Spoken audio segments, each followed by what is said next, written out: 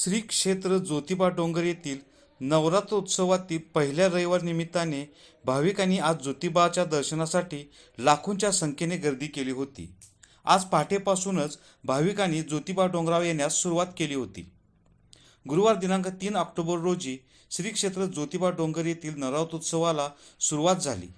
आज नवरात्रोत्सवातील पहिलाच रविवार असल्याने भाविकांनी ज्योतिबाच्या दर्शनासाठी लाखोंच्या संख्येने गर्दी केली होती. ज्योतिबाच्या नावाने चांगभलच्या गजरात आणि तेल अर्पण करून भाविकांनी श्री ज्योतिबाचे दर्शन घेतले. आज पहाटे घंटानाद होऊन मंदिरातील इतर नित्य धार्मिक विधी पार पडल्या. सकाळी 9 वाजता श्री ज्योतिबाची कमळ पुष्पांच्या 5 पाकळ्यातील खडी पूजा बांधण्यात आली. यानंतर श्रींचा धूपारती सोहळा संपन्न झाला. गर्दीवर आणि दर्शन रांगेवर नियंत्रण ठेवण्यासाठी कोडीर पोलीस स्टेशन, पश्चिम महाराष्ट्र देवस्थान समिती आणि पुजारी वर्ग यांच्या संयुक्त विद्यमाने विशेष प्रयत्न करण्यात आले.